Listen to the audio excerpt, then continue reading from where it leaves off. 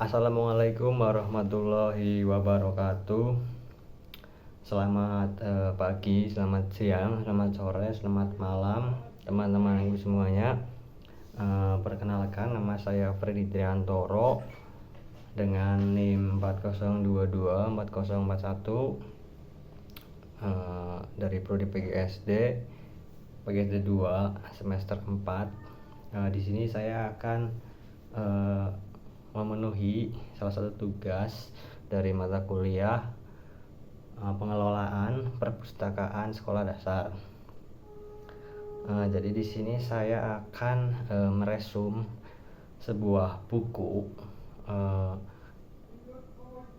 Mohon maaf, tapi bukunya tidak bisa saya tunjukkan karena saya menggunakan buku digital ya teman-teman. Nanti saya akan tampilkan gambar bukunya di sini. Jadi yang pertama yaitu langsung saja perkenalan buku. Jadi judul bukunya itu Atomic Habits, perubahan kecil yang memberikan hasil luar biasa. Di sini penulisnya yaitu James Clear. Nah, jenis bukunya ini non fiksi atau pengembangan diri atau self improvement. Nah, di sini saya memiliki alasan untuk memilih buku ini karena buku ini menawarkan panduan yang sangat praktis dan berbasis sains mengenai cara membangun kebiasaan baik dan menghilangkan kebiasaan buruk bagi seorang pendidik. Memahami psikologi di balik kebiasaan sangatlah krusial ya teman-teman, baik untuk pengembangan diri serta sebagai guru maupun untuk menanamkan karakter positif pada anak didik sejak usia dini. Jadi kita langsung masuk saja ke ringkasan buku ini ya teman-teman.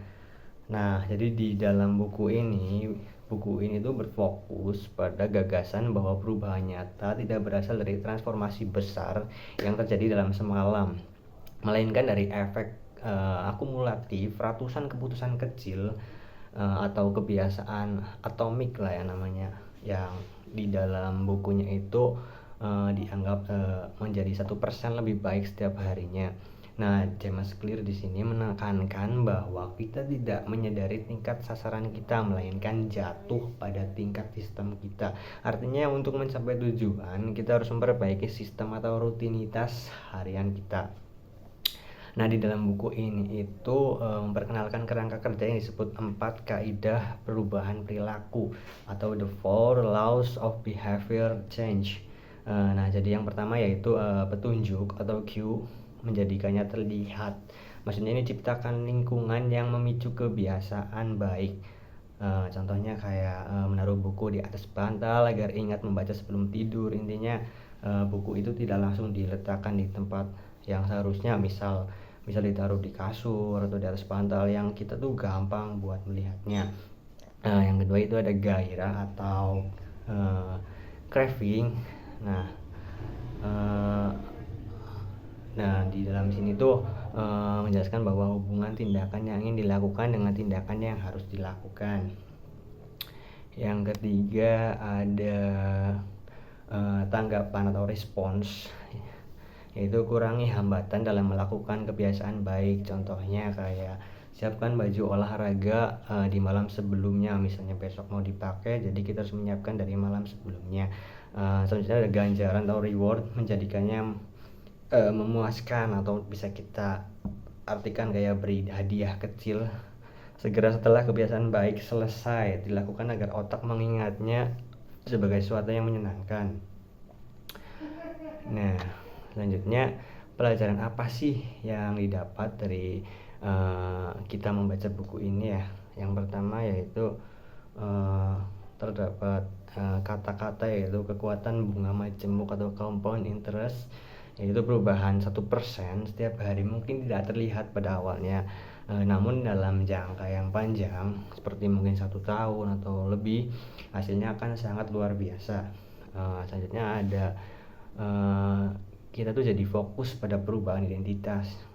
Di sini maksudnya cara paling efektif untuk mengubah kebiasaan bukan fokus pada apa yang ingin dicapai, melainkan menjadi siapa yang kita inginkan. Contohnya daripada berkata saya sedang mencoba membaca buku, lebih baik saya berkata menanamkan identitas saya adalah seorang pembaca, misalnya kayak gitu.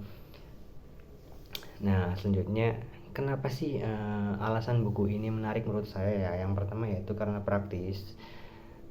Buku ini tidak hanya memberikan motivasi yang teoritis ya, tetapi langkah-langkah konkret yang bisa langsung dipraktikkan di hari itu juga. Selanjutnya buku ini tuh didukung oleh sains juga ya. Jadi James Clear ini memadukan ilmu biologi, neuroscience, dan psikologi kognitif untuk menjelaskan mengapa otak kita merespon suatu kebiasaan. Selanjutnya karena tentu saja karena bahasanya sederhana, jadi meskipun membahas konsep psikologi, neurologi, bahasanya sangat mudah dipahami loh. Dilengkapi dengan analogi yang cerdas dan kisah-kisah nyata dari atlet, pengusaha, hingga seniman sukses. Nah, selanjutnya kaitannya dengan calon guru SD itu menurut saya karena buku ini itu bisa membentuk karakter anak sejak dini, di mana di usia SD itu adalah masa emas atau pondasi pembentukan kebiasaan. Nah, guru ini dapat menggunakan 4 kaidah yang saya sebutkan di atas untuk merancang kelas, misalnya agar anak rajin membuang sampah.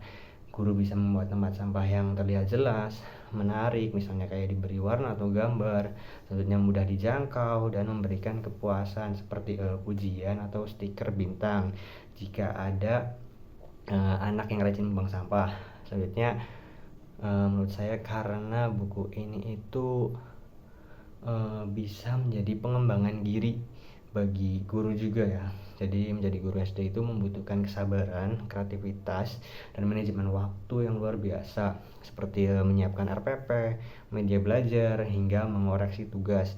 Nah, guru ini dapat menerapkan kebiasaan atomik ini untuk mengatur rutinitas mengajarnya agar tidak mudah burnout atau kelelahan mental. Selanjutnya saya juga mendapat nilai-nilai kehidupan seperti saya bisa menghargai proses yang disebutkan yaitu sistem di atas nilai atau disebutkan sasaran.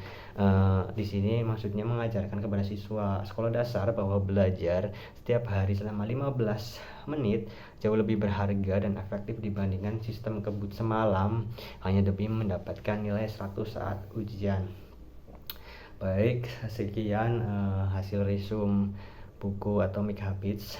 Menurut saya, mohon maaf bila ada salah kata. Wassalamualaikum warahmatullahi wabarakatuh.